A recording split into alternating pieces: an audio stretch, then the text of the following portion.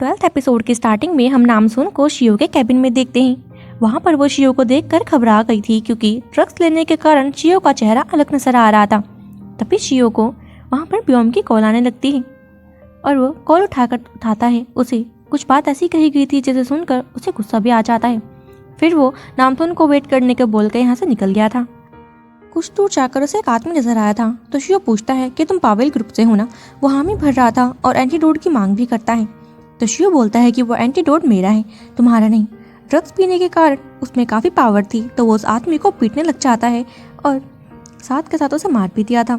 Scene यहीं पर cut होता है। अगले सीन में हम हिसिक को देखते हैं जिसे कॉल पर बताया जा रहा था कि गैंग सू की मौत हो चुकी है। अब वो भागते हुए पुलिस स्टेशन जाता है और वो नोटिस करता है कि वहाँ पर गैंग सू की बॉडी नहीं है। तो हिसिक पूछता है तो पुलिस वाले बता रहे थे कि उसने सुसाइड कर लिया है। हिसिक वहाँ के नज़ारे को देखकर साफ कह सकता था कि ये मर्डर है।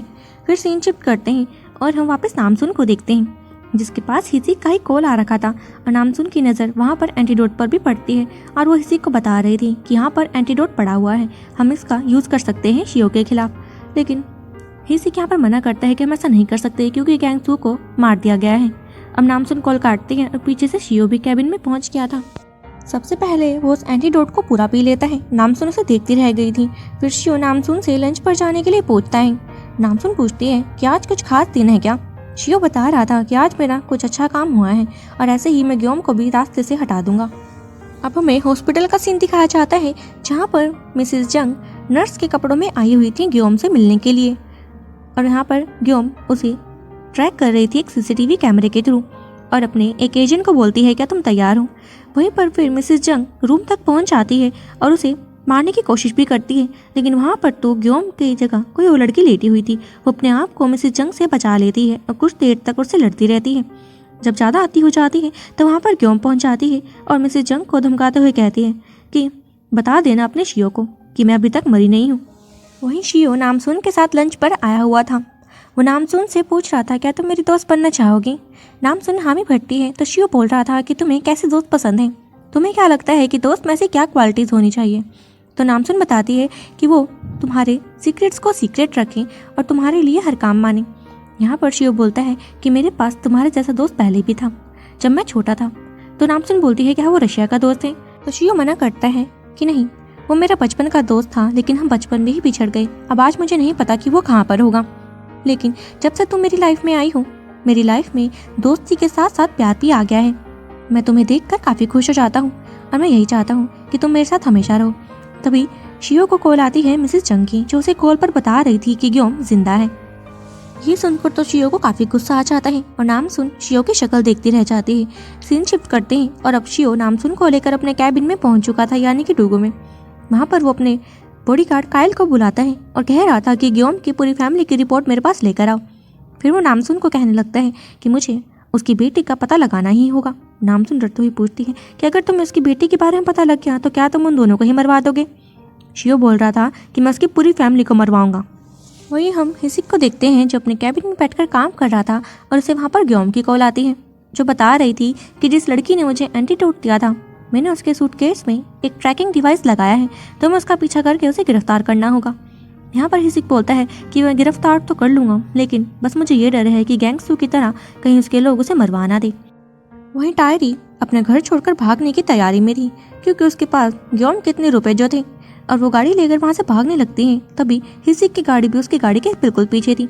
टायरी तो सोच रही थी कि वो हेरिटेज क्लब के मेंबर्स हैं जो उसका पीछा कर रहे हैं, लेकिन फिर हिसिक उसे आगे से आके ब्लॉक कर लेता है और अपना कार्ड दिखाते हुए कह रहा था कि मैं पुलिस वाला हूँ जो कि तुम्हें अरेस्ट करने के लिए आया हूँ ड्रग्स बेचने के जुर्म में। यहाँ पर टायरी तो हैरान रह जाती है कि ये क्या हुआ। फिर हिसिक को कॉल आई थी उसके एक साथी की जो बता रहा था कि पोस्टमार्टम के लिए गैंग सू की बॉडी को ले जाया जा रहा है। ये बात टायरी भी सुन लेती है और पूछती है क्या गैंग सू की मौत हो गई। हिसिक हामी भरता है और बोल रहा था कि उसके लॉयर ने वहाँ पर आकर उसे मार दिया, इसलिए तुम भी अपने लिए कोई लॉयर हायर मत करना, लेकिन अगर तुम हमें कोऑपरेट करोगी तो हम तुम्हारी जान बचा लेंगे। वहीं फिर हम कमिश्नर को देखते हैं जो हिसिक द्वारा दिए गए डॉक्यूमेंट्स को देख रहा था और उसमें साफ लिखा हुआ था कि शियो ड्रग्स लेता है और बेचा भी करता है। वहीं पर उसने कुछ और भी सबूत लिखे हुए थे। तो अब कमिश्नर इसकी बात एक प्रोसिक्यूटर से करते हैं जिसका नाम है मिस्टर मून। अगले सीन में हम शियो को देखते हैं जो सोता हुआ काफ़ी क्यूट लग रहा था। नामसुन भी उसे ही देख रही थी। तभी शियो का कॉल बजने लगता है तो नामसुन उसे नोटिस करने लगती है, लेकिन तभी शियो की आंख खुल गई थी और नामसुन सोने की एक्टिंग करती है। फिर शियो अपने कॉल को उठाता है और वो कॉल थी ब्योम की। ब्योम से पूछ रही थी क्या तुम्हें जैकेट मिल गई। शियो से बताता है कि हमारे बारे में पुलिस को पता लग गया है, इसलिए थोड़ा वेट करना होगा।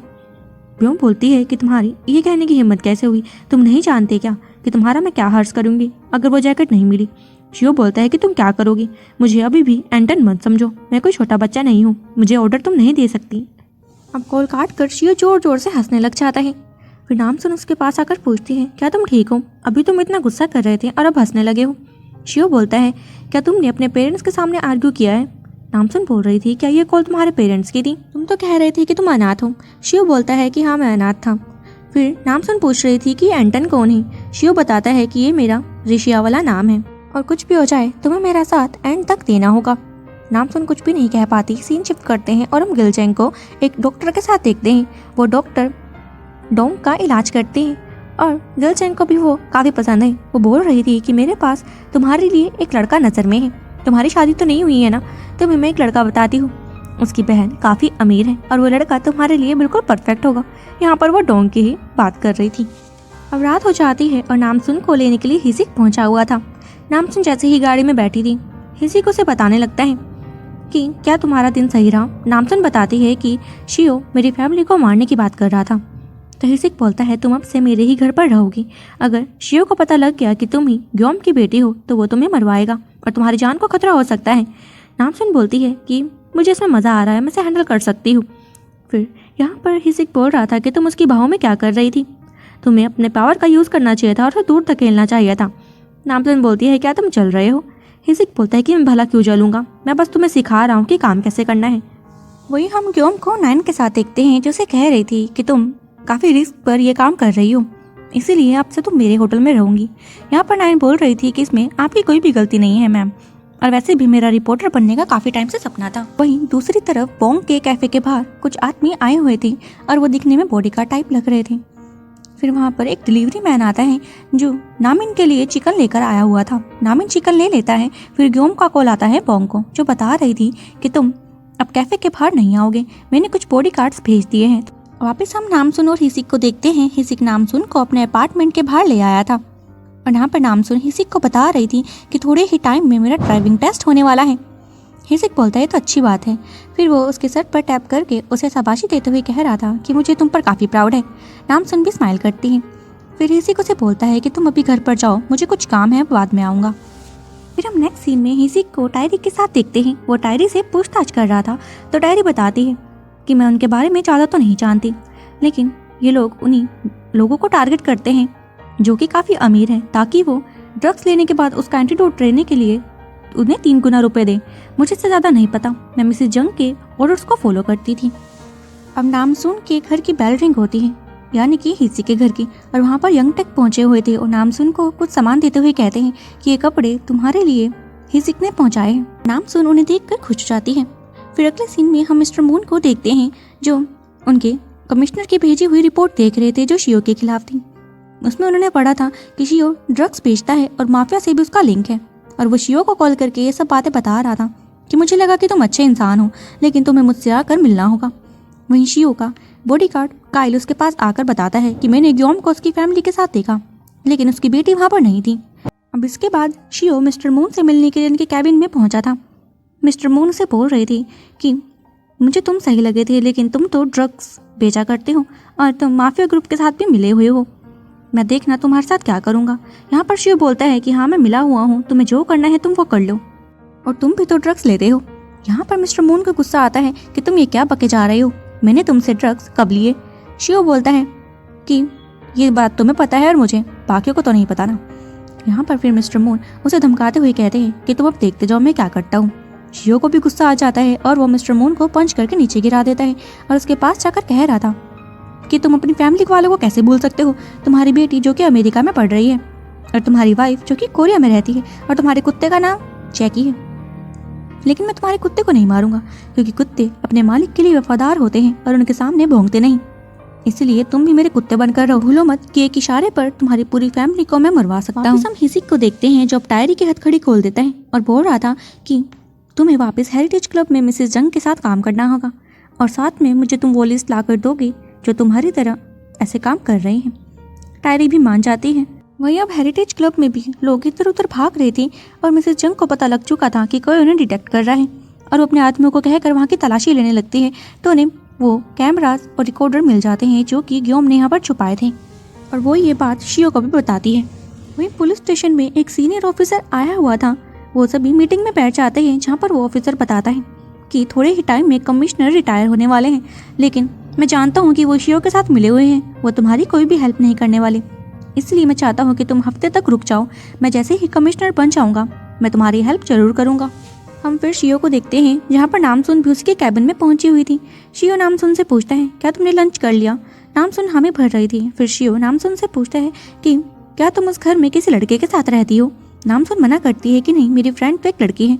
फिर शियो से बोल रहा था कि चलो हम तुम्हारे लिए एक न्यू घर लेने के लिए चलते हैं। नामसुन मना करती है तो शियो बोलता है कि मुझे तुम्हारा भरोसा जीतने के लिए क्या करना होगा। नामसुन बोलती है कि मुझे तुम्हारे बारे में सब कुछ जानना है, तुम मुझसे कोई भी सीक्रेट मत रखना। फिर वो पूछता है कि ठीक है, पूछो तुम्हें क्या पूछना है, मैं तुम्हें सब कुछ बताऊंगा। नामसुन बोलती है कि हमारी डूगो कंपनी में रिसर्च लैब का क्या काम है, जबकि हमारा काम तो डिलीवरी का है ना। मैं सिर्फ इसलिए पूछ रही हूँ क्योंकि मुझे काम करना पूरी तरीके से सीखना है। तो यहाँ पर शिव बोल रहा था कि ठीक है, मैं तुम्हें बता दूंगा। वही हम ग्योब को दिखाया जाता है जो कहीं जा रही थी और उसे लग रहा था कि जैसे उसका कोई पीछा कर रहा है और सच में ही उसका कोई पीछा कर रहा था। थोड़ी दूर जाकर ग्योम उस आदमी को पकड़ भी लेती है और जैसे ही उसने उस आदमी को पकड़ा था उसे पता लगता है कि ये तो ब्रैड सोंग का आदमी है। वो उसे पूछती है कि तुम मेरा पीछा क्यों कर रहे हो और फिर ब्रैड सोंग को कॉल लगाकर कहती है कि मुझे तुमसे मिलना है। अब ब्रैड सोंग ग्योम के घर पर पहुंच चुका था और ग्योम उससे पूछ रही थी कि तुमने अपने आदमियों को मेरे पीछे क्यों लगाया हुआ है, तुम ऐसा क्यों कर रहे हो। तो ब्रैड सोंग बोलता है कि मैं जानता हूँ तुम मुझे पसंद करती हो, तुमने हॉस्पिटल में वो डमी क्यों रखा। मुझे बाद में रियलाइज हुआ कि तुम तो सिर्फ ये देखना चाह रही थी कि मैं हॉस्पिटल में तुम्हें देखने के लिए आऊँगा या फिर नहीं, मुझे तुम्हारी फिक्र है या फिर नहीं, तुम मुझे पसंद करती हो ना। यहाँ पर ग्योम बोलती है कि तुम पागल हो गए हो क्या, कैसी बातें कर रहे हो, मैं सिर्फ शियो के बारे में जानना चाहती हूँ। अगर तुम शियो के बारे में कुछ जानते हो तो मुझे बता दो, आखिरकार तुम उस फोटो में क्या कर रहे थे शियो के साथ। तो ब्रैड सोंग बोलते हैं कि ठीक है, लेकिन मेरी एक शर्त है, तुम्हें मेरे साथ डेट पर जाना होगा। वही हिसिक और उसके सारे साथी उस जैकेट को घूर रहे थे जो कि वो डूगो में से चुरा कर लाए थे और पूछ रहे थे कि हम इस जैकेट का भला क्या करें, हमें इसे कहाँ छुपाना चाहिए, अभी सही टाइम नहीं है। तो हिसिक बोलता है कि मैं जानता हूँ उसके साथ क्या करना है। वो इस जैकेट को पहनकर पहुंच गया था ग्योम के घर पर और ग्योम पहले तो उसे देखकर डर जाती है कि ये भूत जैसा आदमी कौन है, लेकिन फिर जब हिसिक उसके अंदर से निकला था तो ग्योम राहत की सांस लेती है और हिसिक यहाँ पर उसे अपने प्लान के बारे में बताता है।